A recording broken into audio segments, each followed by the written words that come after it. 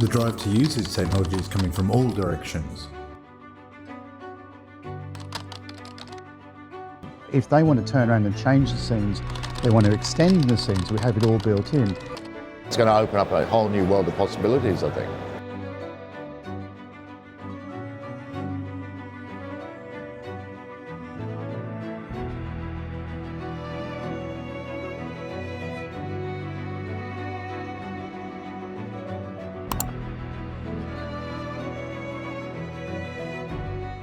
So, hello.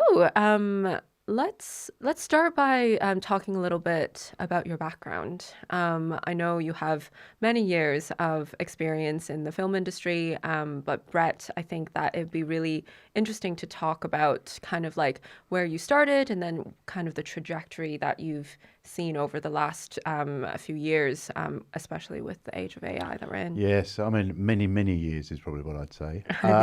So I actually started off as a stills photographer. Yeah, so I mean, and I did sort of high-end advertising stills for probably 20 years of my life. Wow. The one thing with stills that I think it teaches you is lighting. I mean, you just spend so much time lighting something. You're looking at something that's not moving. Yeah.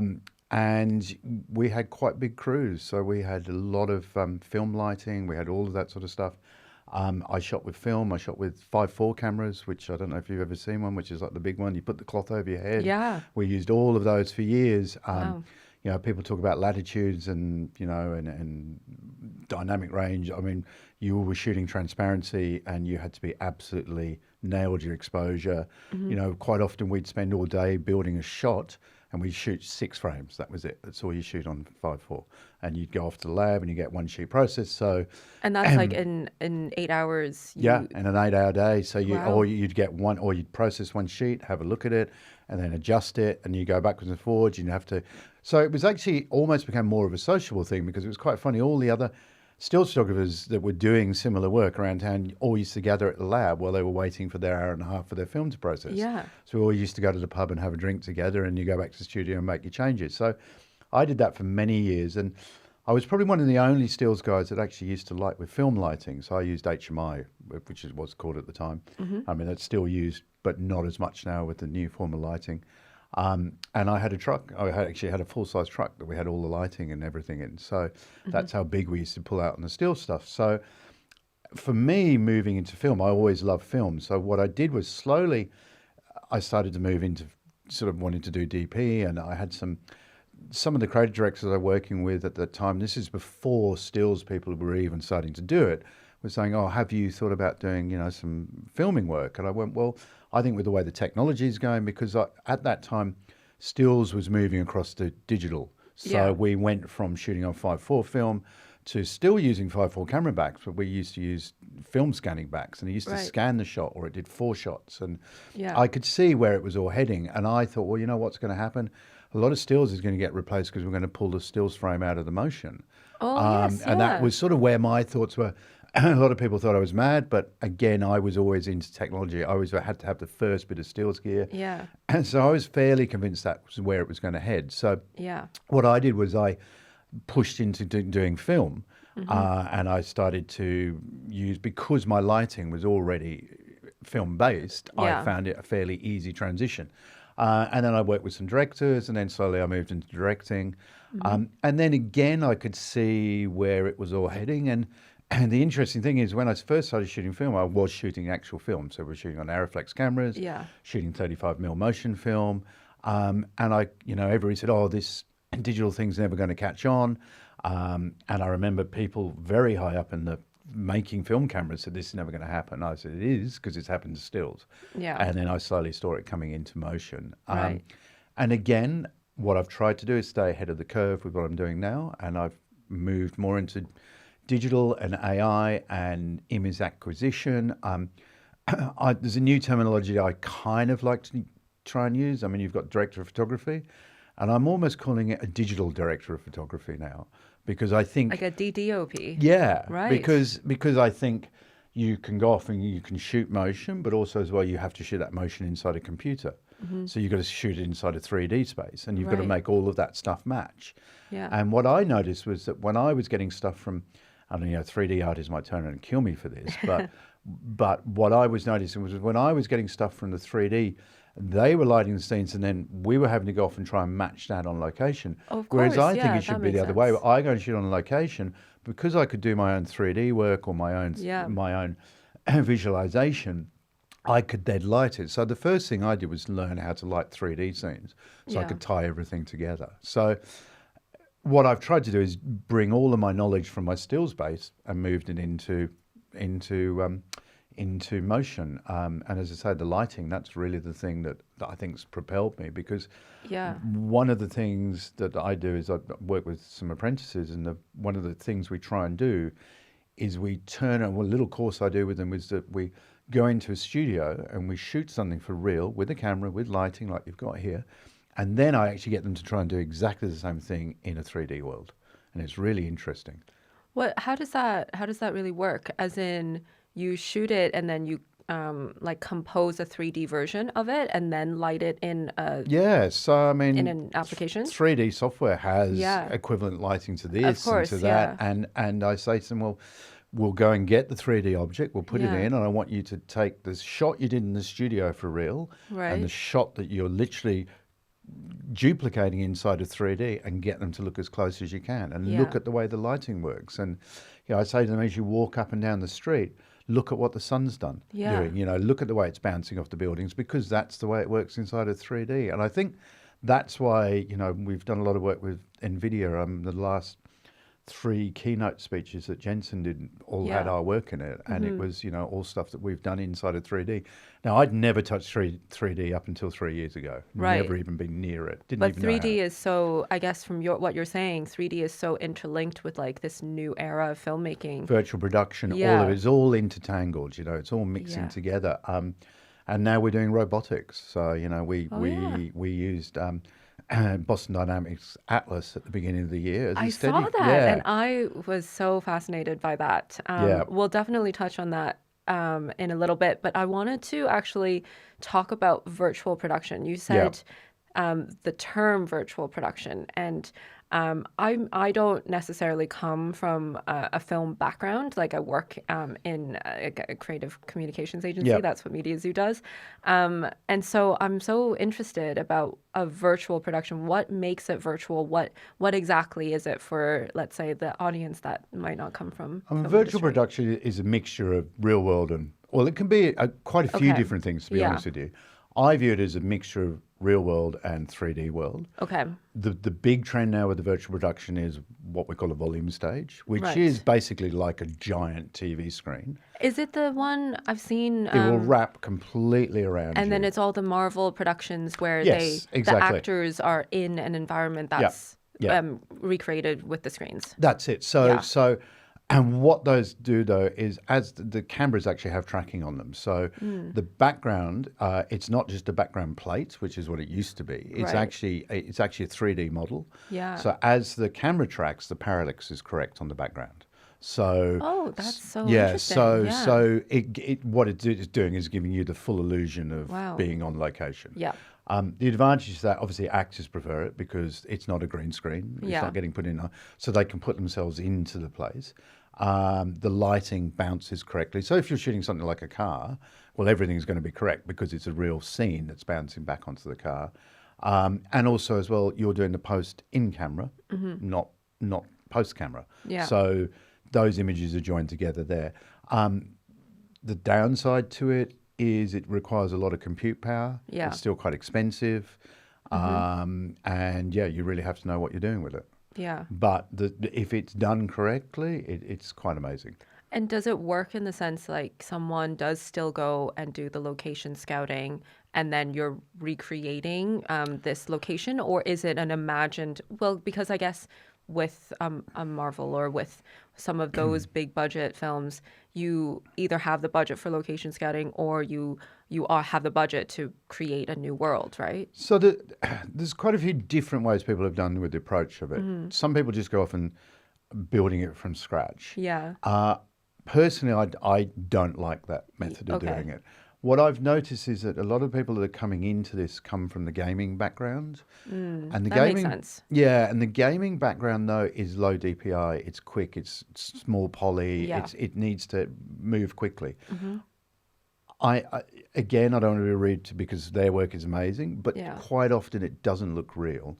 I'm a But little they bit. don't need to look real Doesn't because need they're to in look a real. game. It's exactly. It's a Yeah. game. It's done so the game plays back as smoothly as possible. Yeah. What we're trying to do is make it as realistic as possible. Well, that's what I want to try and achieve. I want it course, so yeah. you don't know it's shot like that. My view is, and what we've done a lot of our work is we've done the digital twins where we scan in locations. So, and the other advantage for that is that you can then build up a library of stuff as well. So if you imagine you could start with a massive, now we did this in Namibia, so we did a demonstration of scanning. Yeah. So we went to Namibia, we had LiDAR scanners and drones, and we scanned in this massive environment. But at the same time, we also shot a lot of real world footage of background plates, and we had helicopters, and we shot all these wide shots. So you've got this incredible scenery that you couldn't really create in a 3D environment. Yeah. So what we could do is we could go from real world to into a virtual studio, and it all ties together. The lighting all ties together, the background all ties together, which you couldn't do if you just built it from scratch because that real world doesn't exist somewhere. So I'm a bit of a firm believer in the real world and then capturing that real world and turning it into a digital twin. Yeah. And then putting that up in the walls and using that as your background. You can take it, you can walk around it, you know, you can still look at everything, and then you have full control on it. Yeah. So what we, you know, if you look at what we could do, you could have because we built the digital twin of a road, we only needed one section of that road, but then we could put 3D cars driving up that road.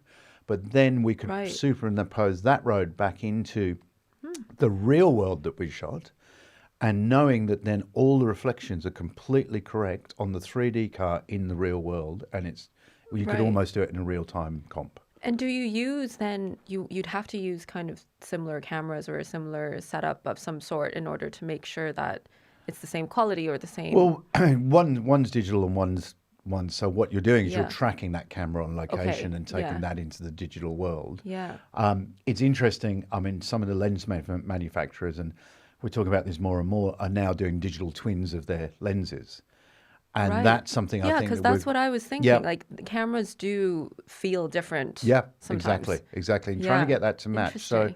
So we map in the lens and its Yeah. faults and all of that. And you can load that into the software. But some of the lens manufacturers now offering that, and I think we'll see that more and more. I think what might happen is you'll buy a lens and you'll get the digital equivalent to go with it, so you'll get both. I could see That's that happening down the fascinating. path in the future. And I suppose like the lens, it must have some sort of AI software or some sort of programming or algorithm that it's using to, I guess, filter on top of whatever's being produced in the virtual production. Well, at the moment we're just literally scanning it with Yeah. using camera tracking and stuff like that. The AI, where the AI we've used is to change the digital world that we've captured. So what we could do was, because we'd scanned an environment, it was so real. Yeah. What we did was we went, actually, well, this is all desert. But actually, what we'd like to do is we'd actually like to make a little bit more like a tree scene. So we use the AI to actually add the trees and everything and rocks and everything Right. into the Okay. 3D digital twin. Yeah. Completely change it. Yeah. But then it was the same car driving up the road, and we had all the typography, Yeah. we had all the physics of the suspension working and all of that. So that's where the AI was really coming in. I mean, To the make AI, it like act realistic and feel. Yeah, And even exactly. if the vegetation, if you know that it's in a desert of some sort, you want the vegetation Yeah. to. You don't want necessarily a pine tree suddenly. yeah, exactly. Appearing yeah, in that exactly. environment, Exactly. right? Yeah. So the AI was really good at that. It could change it. So we've managed to make this one scene. We could sort of and then we go off and shoot. Again, I'm a bit of a firm believer that things like they're called HDRIs, which is like the dome that you use that Right. wraps. It's the real world. Yeah. You can create, and we've been creating those out in using 3D and stuff like that. Again, I prefer to go off and capture that for real, and we use Yeah. a camera that spins and shoots a 360-degree dome to a massive amount of pixels, and we use that. And I like to shoot that from sunset to sunrise so that we've got all the different times of day. That makes sense. And, Yeah. and then we can drop that into whatever 3D, and that sets the lighting for the 3D world. Yeah. And I guess that goes back to my stills background, Yeah. because I still look at stuff from a stills It's photographer the point of view. foundation. Yeah, It really yeah, feels like you're yeah. building the foundation of something. And do you try and go a few days so that you at least get cloudy, overcast, or at that point it's just whatever is within No, the I budget? try and go for the absolute, as if I'm on a real shoot. I go for the perfect light. So, Oh, okay. So if the light's not right, I will wait until the light's right, and Right, we'll go okay. back again and reshoot Yeah. again. Because again, yes, you can go in and change stuff, and I mean, with some of the path trace lighting, I mean, Yeah. we've got different ways that 3D lighting works, Mm-hmm. especially when you're mixing with real world. So but the path is the actual path of light, where it bounces off things, and and that's Yeah. now that change is quite incredible, quite amazing. But the amount of compute power that it needs to do it is huge. Yeah. I have a machine that I work with that we use for virtual production, and it has 14 A6000 graphics cards in the one box that we had specially made. That's Yeah, like I have that at so home. Yeah, which is ridiculous. wild. Yeah. Yeah. Wow. So, What a big stack. yeah, Yeah. that's a big machine. Yeah. Yeah. And that was we used that at an ARRI stage in London, and that was rendering a Right. 12K image real time on the In wall. real time. Wow. Yeah. I from can't 3D. even. Yeah. My computer just struggles even just for like the next level up from standard definition. Yeah, no, Yeah. This is it's hand built. It's actually in English by a company called Renderboxes, and Right. they're made in the UK, and they're the only people in the world who can do it. And it's a massive machine. We've got a Right. couple of them. Yeah, quite incredible. Yeah. I'm curious about how far you push the digital twin aspect of virtual productions. Like, how much are you really replicating in the virtual world or the virtual side of the production? And when you talk about digital twin, is it just a digital twin of the environment? Like, what exactly are you replicating or kind of recreating in your productions? So it could change quite a bit. But so there was a script that came in for a film that we were looking at. Now, the film required a lot of locations for the story to be told. Right. So, and I'm talking way more than most. But it needed it if you really wanted to set the film.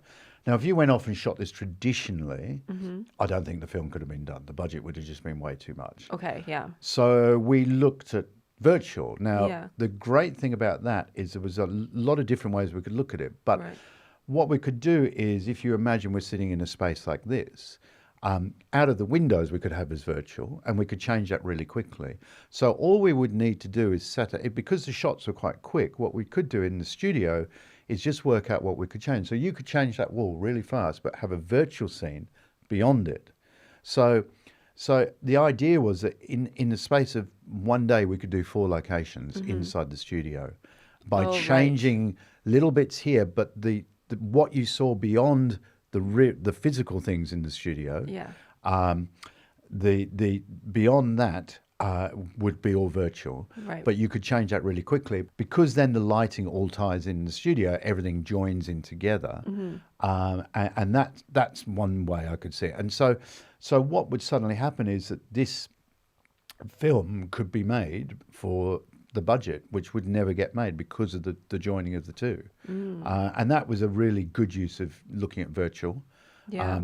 Because normally you would have to go off and shoot all of those different locations. So again, that could be 2 ways of doing it. That could be the virtual world you could put out there could either be stills that you go off and capture, or background plates, depending on how much the cameras in the foreground move. Do you need the parallax? Yeah. Or it could be 3D generated, because you Right. might need the parallax and the camera's moving. So again, you could design your shots around what you needed in the background. So a lot of virtual stuff now is background plates as well with the screens.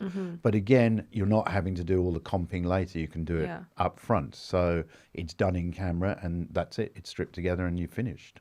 It feels like the production and post-production are blending a lot more in this new age of filmmaking. Yeah. Does that mean that actually you're able to create films or scenes in a much quicker time, or do you think it still takes approximately the amount of time because there's actually now a lot more in pre-production? There's a lot more pre-production. Yeah, that's what I Post-production kind of feel. is shrunk, and the shooting time's shrunk. Yeah. I had a demonstration recently from an art department, and they had a thing. Basically, it was a virtual production table. Yeah. And it was like, like what they would traditionally use to build sets, but they actually had the volume wall built into it, like a mini one. Right. And they worked out where you would have, say, the sofa, and they worked out where this sofa would go from being real to not being real inside the volume stage. And it was an amazing piece of kit. Right. And Wow. you could actually look at that. And I've used stuff where we were playing around a while ago with, we had some 3D scenes that you could project and you could put on the glasses, you could walk around the scene. We've been using, Vision Pros to look around at scenes. So there's a lot of different things. You can walk around the whole set. It's quite amazing. Yeah. Yeah. That's so interesting that like it almost feels like even though technology speeds up certain things, it still adds more time to other things. But generally the result seems to be better, and it feels like the process is better because you're able to have more iterations of things before it becomes the real final product. Yeah, I think by the time you go into the studio, you know exactly what you're going to shoot. Yeah. Which I What- don't feel like was as much the case in like the previous decade, let's say. Oh, of you hear horror filmmaking. stories of people saying, I didn't Exactly. even know what I was going to shoot You today. show up and it's like the weather might not be good or Yeah, whatnot. And or the they might budget. not have even. Sometimes I heard horror stories of people going, "We didn't even know what the ending was going to be, or we just made it Yeah, up that yeah. day." I do think, though, one of the things when you plan out your stuff is you still need to leave flexibility. Right. Yeah. I do remember even when I was a stills photographer many years ago that we used to do a lot of product shots and cosmetics, and some of those shots are really complicated, really hard to light, and they used to be on location. And I remember that the art directors, that the client wanted to see more and more visuals, and the art directors used to. It was a time when you could start to the first lot of little digital cameras were coming along, so the art directors would do mock-ups of the shots, but they'd take it on location, they'd build a little tower, and they stick it all together, and start taking photographs. And it got to this stage, though, that it was so signed off that you lost the creativity. And, Oh, yeah, And I used to say, well, hang on, that you'd set it up this way, but you go to them, but the light over there is like, I've never seen light like that. We should shoot. Oh, no, but it's not signed off to shoot that way. Yeah. And so I do think if you're heading up this virtual production world, you still need to have that flexibility. And so when I do stuff, I try and leave stuff out so that people don't fully know what we're going to do. We know what we're going to do, probably, but you still need to have that creativity. Yeah. Yeah, and you don't need want to that lose that space. creativity. And I suppose, especially with so much technology and so much planning that you can do now, it's so easy to get into like almost like a waterfall or like a very specific way of shooting in Yeah. that moment. But that really constrains, it sounds like, the magic of what happens on the day. Yeah. And I love that. That feels like almost like a lesson that can be applied across lots of different industries. It's that like AI can get you the final result, or the new technology can get you the final result so much quicker, or a version of it, so you know what to expect. But sometimes almost the unexpected is the better result and the best result. Definitely. I mean, my favorite piece of gear in a virtual production environment is either a Steadicam, but I actually really love a Techno Crane, which is a big piece of gear. Okay. It involves a lot of operators, Yeah. and that camera moves fast and it moves around. Now, Right.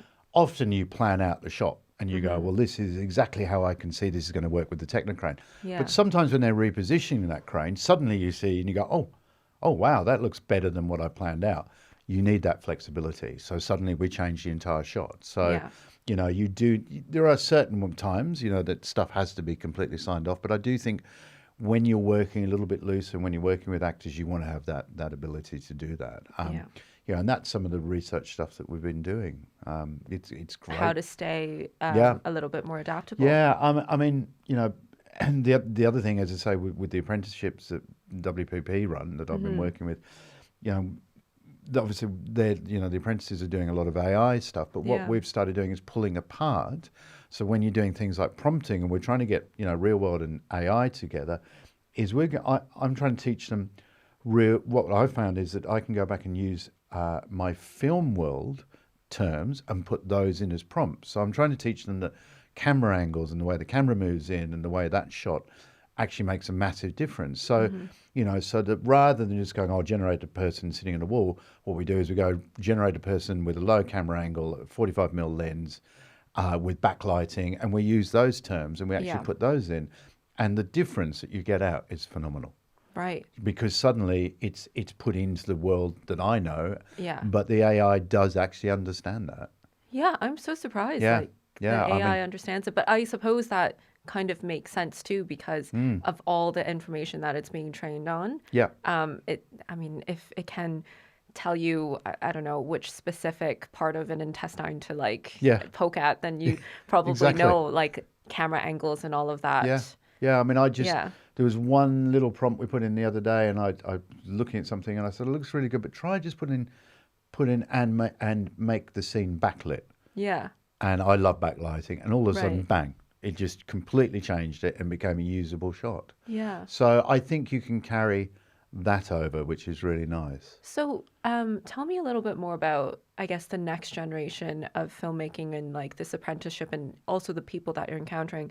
Do you find that there's less understanding now of those traditional kind of tried and tested best practices of filmmaking because there's now a little bit more interest in like reliance on new technology? Or do you think that still that rigor is still there? And how does that affect, I guess, the new generation of filmmakers? Do you still feel like they're applying those best practices, or are there now like shortcuts that they're applying that might be a bit detrimental to, I think, the final result?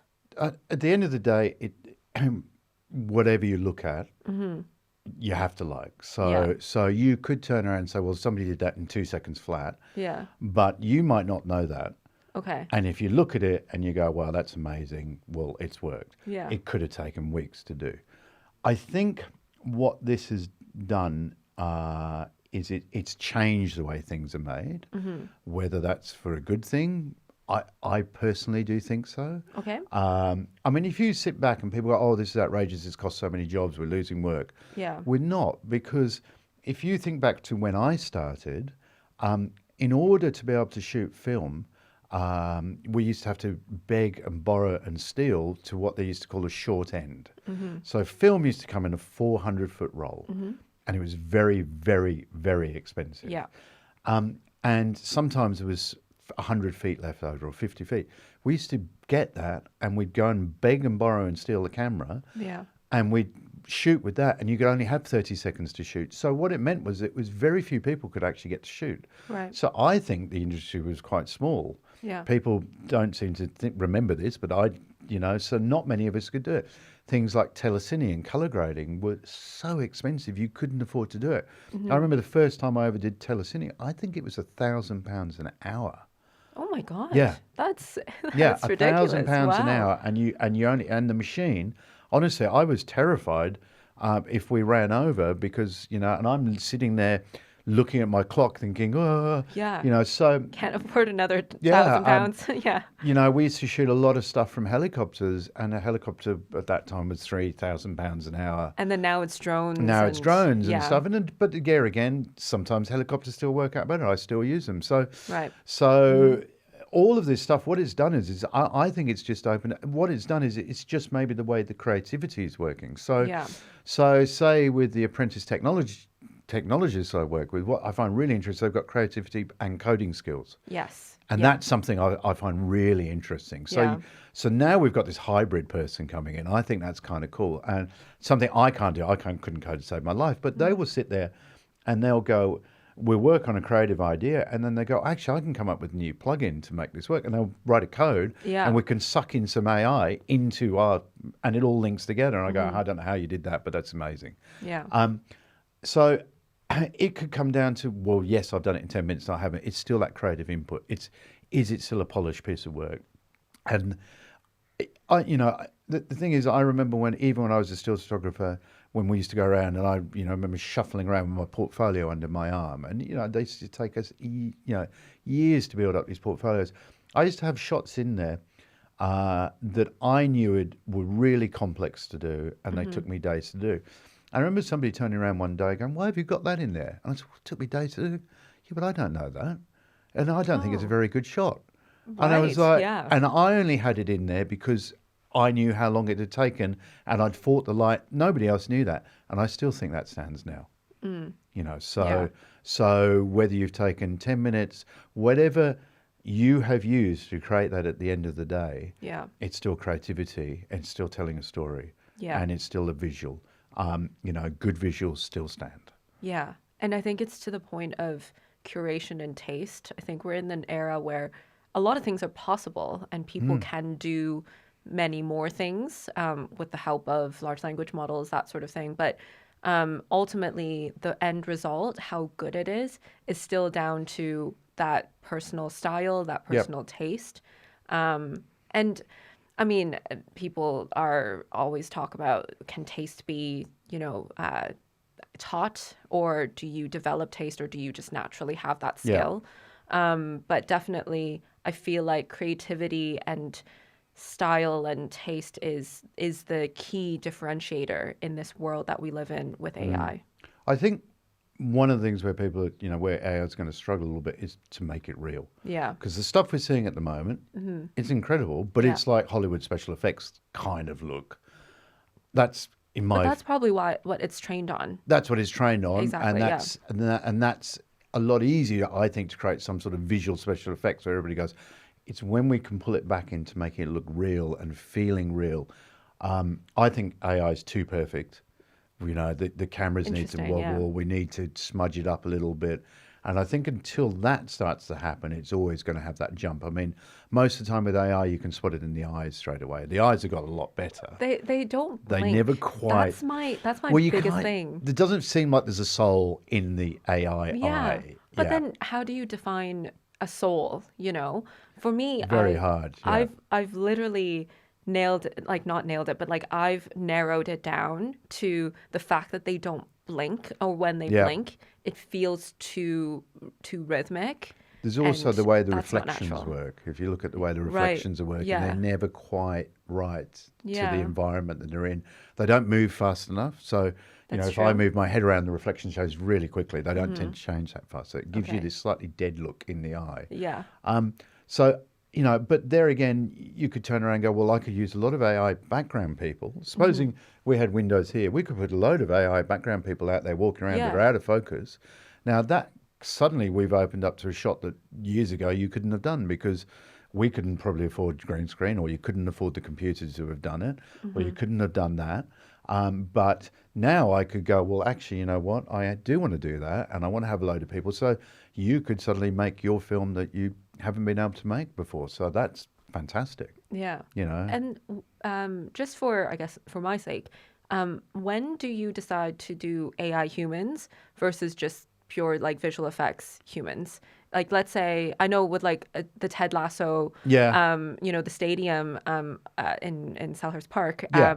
all of that was All the people in the stands. VFX. Yeah, Yeah. exactly. So that's perfect use of it. Yeah. I mean, some of the car stuff we've been doing, the drivers are all because they're fully 3D cars, the people in the cars. Yeah.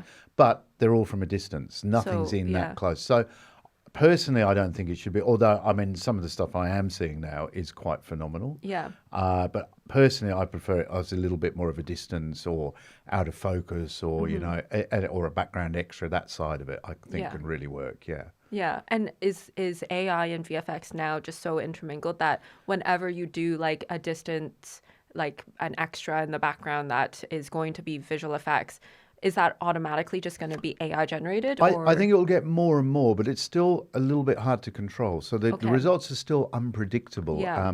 I don't know if you noticed, you change the prompt and suddenly everything can Of just course, yeah. go off. So it can be hard to control. I mean, again, this is where I think a sort of hybrid model works really well. So some of the things we've been doing is like we might take, you've seen the 3D white models. Yeah. So what you might do is you might take a 3D person Yeah. and we could create all of those and we put them where we want in the background, and they're white models. We haven't got to worry about the rendering. Let them move around in the background, Right. and then ask the AI to replace those with real people, so it knows where it's got to put them. Oh, So there's that's really stuff like cool. that you can start to do, Yeah. and that's quite interesting. I'm seeing a little bit more of that going on, this Yeah. hybrid, and I think that hybrid workflow works really well because that allows you to use computers that don't have the grunt. You haven't got to worry about lighting. You let the AI do it. Yeah. And then that way you can also set your camera. And so it's you can like do your camera move. Yeah. stacking, it's Yeah. layering. Layering the shot. Yeah. Yeah. Yeah. And so, that's really great because that also applies in different industries Yep. too, where you are layering AI in and potentially it's multiple layers. Like if you think Yep. about it in a sandwich, it might be the lettuce is AI, but then the bulk of and meat of it is still someone, writing something. exactly. Yeah. Yeah. It's a hybrid workflow, and and so quite often when you do the mock-ups, I'll go through and just grab in loads of white models, drop them all in, dump them in, mock it up, then feed that to the AI so it's all lined up, ready, and it all joins together. Yeah. And ask the AI to replace everything, and that works well. Touching back to the Atlas thing quickly. Yeah, for sure. So Yeah. because this brings all of this in. Yeah. I mean, it painted a bit of a target on my back for a while, which was quite funny, but but I think people missed what we were looking at with it. Mm-hmm. And it wasn't anything to do with replacing crew and shooting. I mean, you could So already just so let's take a step back. So Atlas, for everyone who Yes. doesn't know, tell us a little bit So about it. Atlas is Boston Dynamics. It's a Yeah. it's Very exciting. very but it's a yeah. humanoid robot.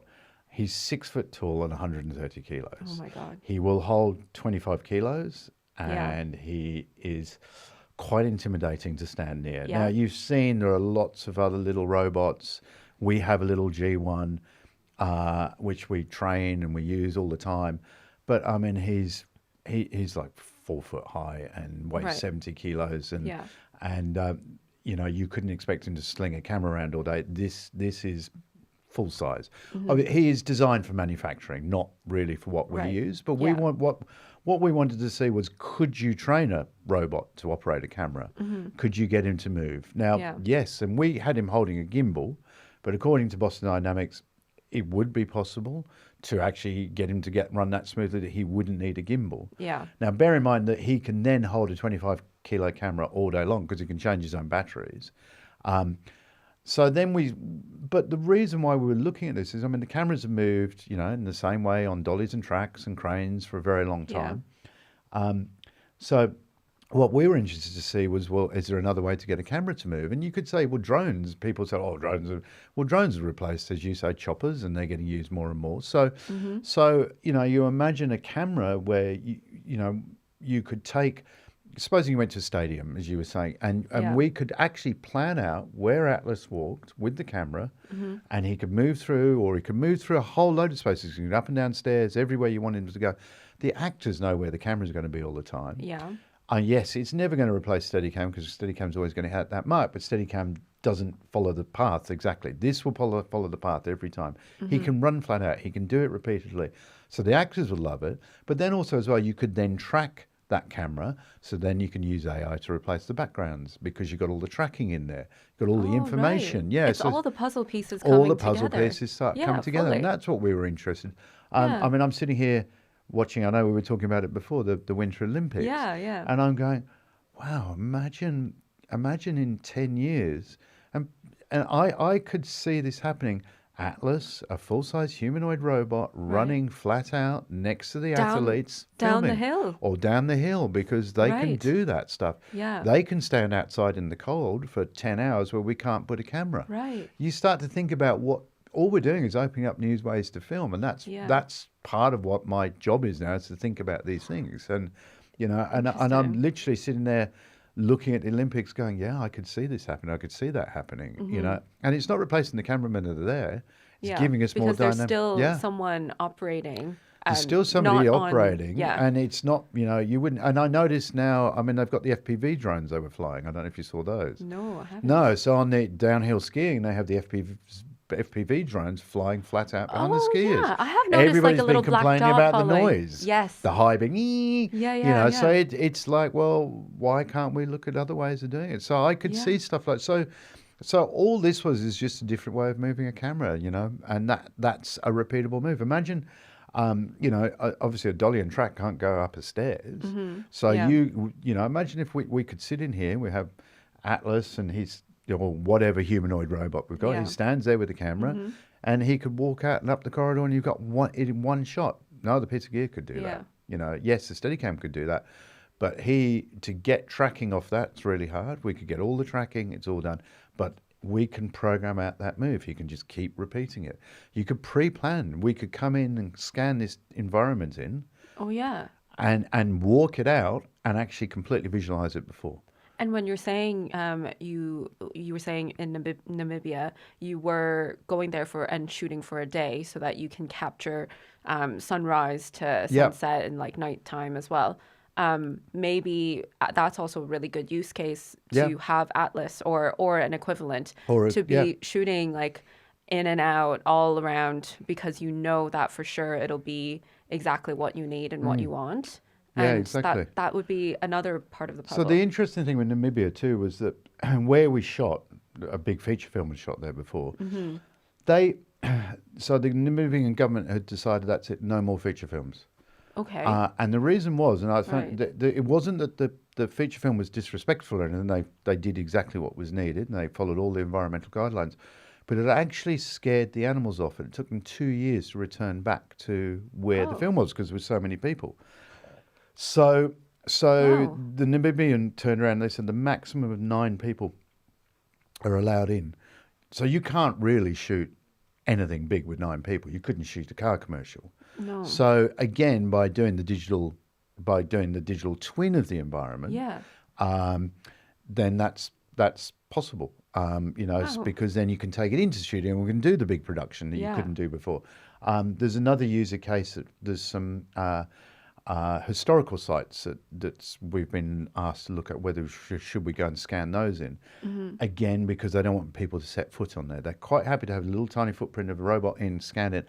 We can then scan it and then reuse that real world location. Yeah. So again, people will get to use it and be able to shoot in there. So I think, that's the other use of cool. digital twins. If you don't do that, we're not going to be able to shoot in some of these environments. And then let's say you have a project that is in a location A, Yeah. and you've scanned that. So in 5 years' time, you could still use that same scan if you needed that location again, right? Yeah, totally. Yeah. Yeah, no, totally. We've reused this for multiple things. Yeah. Interesting enough that when we were in Italy 3 years ago, we started to look at, we actually did some scanning over there. Yeah. The locations were already on Okay. the usage agreement for the scanning. That was Oh. 3 to 5 years ago. Wow. They were okay. already across that. Yeah. Yeah. Yeah. Because I was like thinking then actually the next wave is actually licensing of Yeah, different yeah. locations and different Yeah. things. And I mean, we create lots of corporate films, Yeah. and so we're always on the lookout. I remember one of my colleagues recently saying, "Oh, I need to look for a specific home that looks very lived in and is clearly owned by a person of a certain age or a certain background or something like that." And she's been on the lookout for this sort Yeah. of place. But imagine if you can have like scans of this home and you can then think, oh, actually 5 years back I did that scan Yeah. of this woman's home.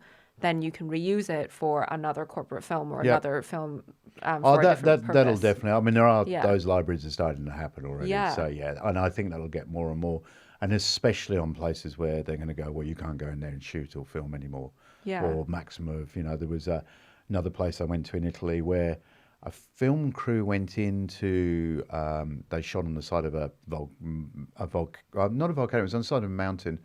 They were trying to recreate a volcanic scene and they actually set the side of the mountain on fire, which then caused a mud landslide and wiped out the village. How did they set it on fire? What happened? Yeah, there's a whole story Yeah, behind it. wow. But anyway, but as a result, Yeah. now you can't film there anymore.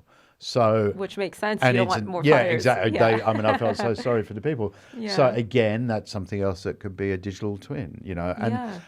I do think, we're talking about 3D, I'm sorry about the different way, could it be completely created from the figment of imagination?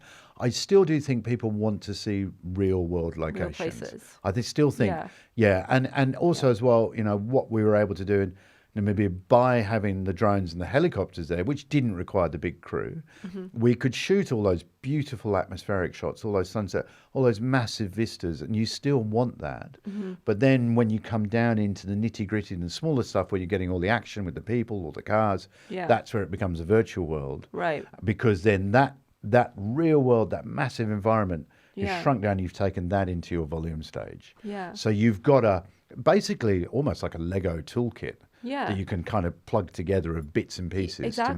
to make It's the like shoot. puzzle Yeah. pieces. It's like the Yeah. whole layering thing that we talk Well, about. there is a company I spoke to, actually. I think I'm seeing them. I'm trying to catch up with them today. They are basically trying to create a library of scanned locations. Right. So Yeah. I just remembered. Yeah, they are building up a massive library, and now Right. they're not even doing it for motion. They're doing it for stills, which is even more interesting. For stills. Yeah, for stills. So Oh. yeah, and you So you that's get like stocks and stock yeah, imagery, and I you guess. and you can get the Can be 3D used. asset, or you can get the 2D, and they are looking at building up this big library, and also on each shot, I think they were talking about having its environmental credentials, because I can see that happening more and Being- more as well. yeah. Because obviously one of the things that pushed on virtual production, obviously COVID pushed all of that on, Yeah, for that sure. on, but then Yeah. also as well, flying 80 people around the world to shoot something. Yeah. It's it's massive on the environment. For sure. Yeah. Yeah. I think another great use case of Atlas that you did mention, and this is somewhat tied to locations that can no longer, house hundreds of people, is difficult to reach locations. I Yeah. remember you saying that in one of your talks about how Atlas was really great to go to a spot in, let's say, on the edge of a cliff or something like that, where it would be a big liability or a big risk for a human camera operator to go there. Yeah, dangerous. So yeah, dangerous, yeah. dangerous. You could have him running right along the edge of the cliff Yeah. if you wanted to. Which, if we did with a real person, obviously, Yeah. you might have to harness them, and then we've got to remove all the harness and all of that. Takes So yes, time. so much more. Running through flames. Yeah. If you think about what you could do, and also as well, we've got a little project that we're looking at the moment where the environment that they want to film in, people can't go in. And the reason why people can't go in there is because of the dust, and it's actually Oh, I a see. manufacturing environment. Yeah. But they want to film this very expensive thing being manufactured, so we can actually send in a robot into there that's going to film. But when I say, and I've seen other stuff that's filmed with robot, this is cinematic quality filming. This is 8K raw, 6K raw, full cinema cameras. It's not like a little tiny camera. So, again, that's another use. There's lots of different uses. Yeah. We talked about, imagine, you'd obviously never be able to use Atlas again after, but imagine being able to send him into Chernobyl and have him walking around and, filming inside the nuclear reactor where people couldn't go. Wow. Yeah, Yeah. into those sort of environments. Yeah. Yeah, that's, and in some ways, that's really important work as well, to Yeah. see something that To document this a stuff. human Yeah. shouldn't go into or wouldn't be able to go Yep. into. Exactly. Yeah. And then having that, again, like what we're talking a lot about is the layering and the stacking and the puzzle pieces. Exactly, If you yeah. have that as source material or a scan Yep. of that environment, then you have that for a while and people Yep. can reuse that in documentaries Yep. or in whatnot. So it's really just about, I think, expanding the libraries that we have. Yes. Yeah. And using them to educate people, especially in, places that people can't reach. Yeah. Yeah. And I think, as you said, people, or as I said, people want to see real world. They want to, they want to go, oh, can I go or can I see that location? Yeah. And we've always, going back over films over years, I think if a film was completely made up locations, I don't think you'd watch it, but I don't know whether it would be quite as, it wouldn't go into your heart, because Yeah. I know when I watch a film, quite often I go, I want to go to where that was. If Yeah. it didn't exist, Yeah. I don't think you'd talk about it. And I think the same again with AI actors.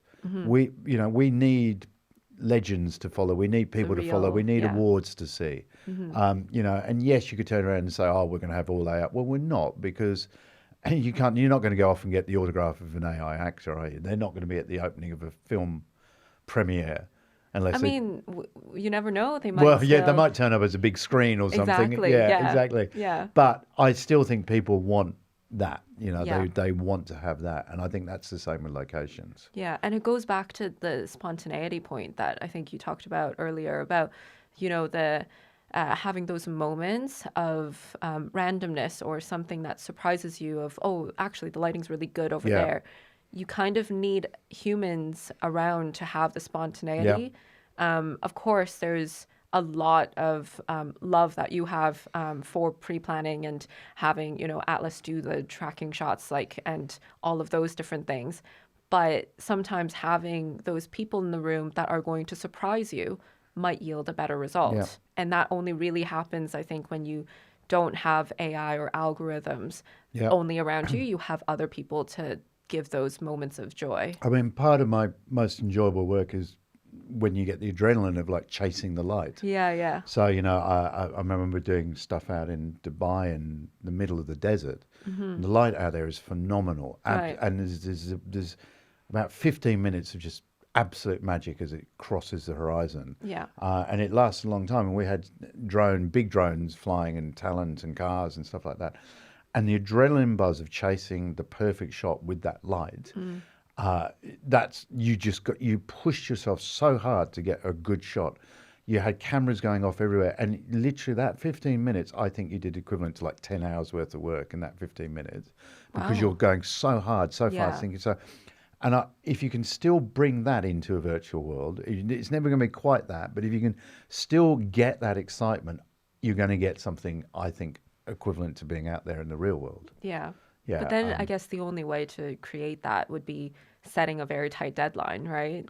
So then you're chasing a deadline, which is not quite the same as chasing a light. It's very physical chasing a light. It's giving you that flexibility in the studio, of going, wow, okay, I've suddenly seen something. Yeah.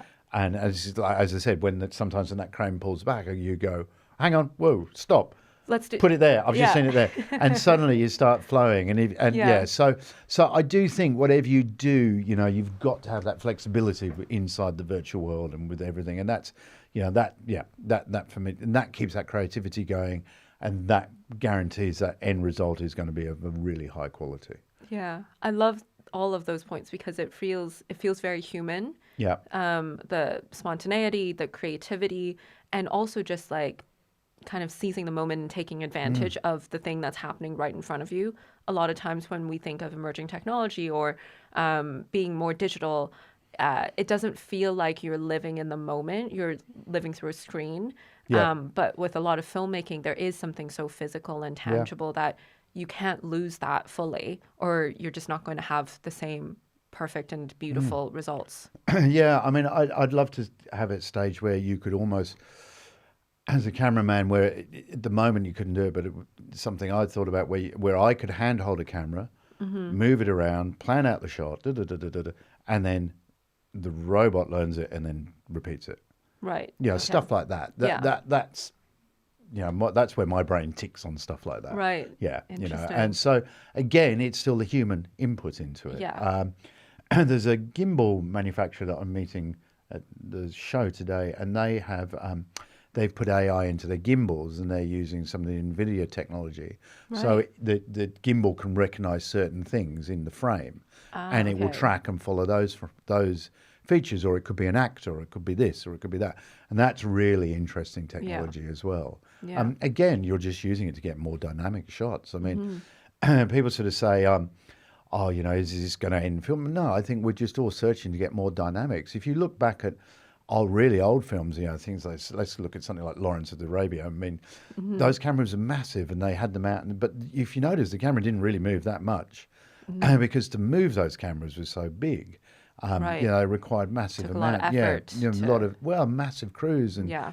you know, they made so much noise, and the lights made noise. So the cameras are fairly static, and I noticed cameras are moving more and more. So now it's about, well, let's try and get them to, you know, to when Steadicam first came out, or actually when the first digital camera first came out, there was it Russian Ark, I think was the film where it was the one take, and that was Right. because they could record finally an entire one take, and it was an hour Yeah. long film. Oh, wow. Right. You know, and that was one Steadicam move. Wow. You know, and it was Yeah. the most beautifully art directed piece I've seen.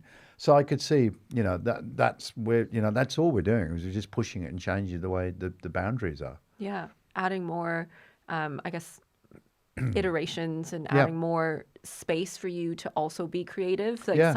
sometimes it's also about using technology to help you be more creative by giving you more room. Yeah, and Yeah. doing stuff you've never been able to do before. I mean, Yeah. who would have thought 10 years ago or 15 years ago that you could sit here and color grade, edit everything up to cinema quality as well on a laptop? Yeah. You know, I was away and we needed to get something out quite quickly because you know, the client needed it for a show. So I on a laptop I cut and quickly and color graded in full HDR something that was going out in 6K on a screen that's about 6 meters by 4 meters. And to be Right. able to do that on a laptop, Yeah. to almost is phenomenal. Yeah. Yeah. So, you know, We've come a long way. we have come a long way. But that, Yeah. again, that piece of content never would have been used before. So we didn't need to make it. So those people didn't exist. But now they exist. So this sort of, it's going to replace jobs. Personally, I don't see that. It's just a different It's a different way, different job, different job. different job. Yeah. We've all got to move on sometimes. Exactly. Yeah, Like yeah. when you're talking about the apprenticeships and now you have film technologists. Yeah. That is a new job that's being created. Yeah. It's It's a whole new role. and it's a new set of skills. It might be lots of skills that exist, but Yep. like a combination of different jobs. And you know, that's the world that we're living in Yeah. right now. It's not necessarily that there are no jobs left, but that there are new jobs and New jobs, even yeah. more jobs sometimes Yeah. as well. And safer jobs as well. Like you don't need to have a camera operator. I keep thinking when I first saw Atlas, and then I remember you were talking about like dangerous shots. I keep like having thoughts about Free Solo and you know, Yeah. Alex Honnold and Yeah. and how that film was so much about his relationship with the film crew as well. And how in the final climb, the film crew like just didn't like it was from afar. Yeah. You know, Yeah, they they didn't want didn't want to to be go there. anywhere close just in Yeah. case. Yeah. But yeah, and like how Atlas could be a completely different aspect Yeah. to a film like that. And he's not, you know, he wasn't built to, he's a industrial robot. Yeah. He's built to work inside a car plant. Yeah. So also as well trying to talk the people that manufacture the actual robots to go, well, do you think this is something that, you know, that Yeah. they're sort of going, well, really? You think there's a big need for this? I'm going, well, yeah. Yeah, yeah, it really I seems actually like do. it, doesn't it? You know, yeah, and I Yeah. think they had never done anything like it before. And what they found really interesting was that they're used to, you know, movements like this, and you know, was to actually get everything really smooth. Oh, right. Yeah, Yeah, and- because there's and they no only- need for that. Yeah, and yeah. with when you're doing manufacturing, so and they only had a very small time to try and achieve it as well, and they did absolutely amazing wonders Yeah. with it. Yeah, so you know that that side of it, thinking, you know, suddenly this industrial piece of gear, but then you look at, you know, motion control stuff that's already on set. Or the Cougar arms, they've all come from manufacturing for cars. so true, yeah. You know, and that's converted across to the film industry. So that's why I don't see that this wouldn't get converted across. Yeah. Yeah. Yeah. Well, I loved our conversation. It really was so interesting and fascinating to learn from your many years of experience. Many years. Yes, many years. Sorry, and it was fascinating to also hear about the future of filmmaking and also the new jobs that are also appearing and the hybridness of those Yeah. jobs. So I guess just to end the episode. what are some, I guess, words of wisdom or thoughts that you have for the next generation of filmmakers and also people in the industry about the future of filmmaking with AI? I think, and one of the things that I think the reason why I've managed to stay, I don't know whether I call it successful or relevant, is the fact that I've always embraced technology and looked ahead at tech, whether I've used it or not. Now, when I first started, the cameras didn't change for years. You bought a camera and it sat there. You bought the lights, you sat there. So I used to use Cine and I used to use Hasselblad, and my 503 Hasselblad lasted me 10 years and I didn't have to think about it. As the digital world came in and things started to change, every week you'd read about, oh, you buy this, you buy that. I don't think you necessarily have to go off and buy all of that, but what you do have to do is you have to look at the future and go, this is where it's going. You have to embrace it. Yeah. You have to suck that information in. I think the ability of people going, oh no, I don't want to know about it. That I think now we've gone beyond that. You have to know about it. The speed that AI has moved at is a lot quicker than I think most people anticipated, especially with the way it's generated in visuals. Stuff that even I thought, looking at it a year ago, it would take 2 years or 3, as it's done it in 6 months. So you've got to keep an eye on it. You've got to embrace it. Whether you want to use it or not, you have to learn it. So look ahead is what I would say. Don't hide under the blanket. Look out, and whether you use it or not, but suck it all in. Read about all of the new stuff coming out. Yeah. Always try and stay abreast, and try the new technology. You don't have to use it. A lot of the new technology now you can try for not very much money, or a lot of it's trials. I didn't know anything about how to go off and use. I got dumped into using my first piece of 3D software. I'd never even opened a 3D piece of software. Right. And somebody said, "Well, you got." So I didn't go, "Oh, I can't do this," and walk out. Yeah. I went off and learned that piece of software. Yeah. I'm not very good in that piece of software, but I learned it enough to be able to do what I wanted it to do. Yeah. I didn't, there are people that spend years learning that software that I have conversations with, and they're phenomenal. But all I needed to do was this one thing, and I learned off. And so push yourselves and go off and learn stuff. And it helps with collaboration. It helps with understanding other parts of, the entire process. Yeah. And that ultimately always yields a better product. Actually, I think that's a really good point you made there, is understanding the other parts of the process, but understanding what other people do as well, and really bringing them into it as well, and not just go, oh, well, I only do this. I think that's the other thing now, is that you wear a lot more hats, so you've got to understand those other bits that other people do, and if you can bring all of that together, and look to the future.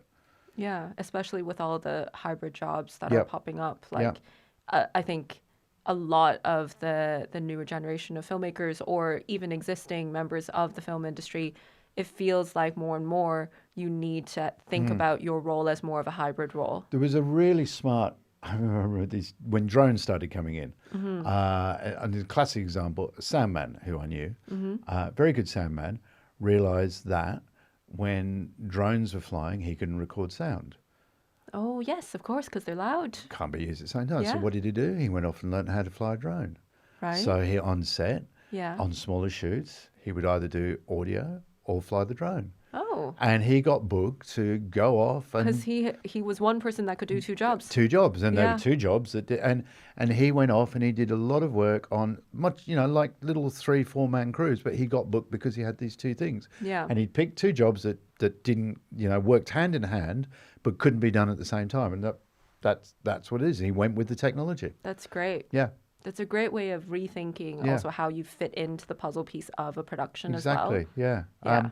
But I still do say this to the apprentice technologists that we have, is I still think go off and buy a proper camera, go off and shoot, learn that terminology, Yeah. learn how a camera works, and still do that. Yeah. I still think that's really important. Because that's still the foundation of Still what the foundation, filmmaking yeah. is all about. There's a school, a VFX school that I visited last year, amazing place. Their first, I can't remember how it was, 3 or 6 months. They don't even touch a computer. They do clay modeling, Yeah. and that's it. Right. And that's the foundation. And I Wow. still think that can still go through with all the AI prompting we're generating in the motion stuff. Still, those basics apply.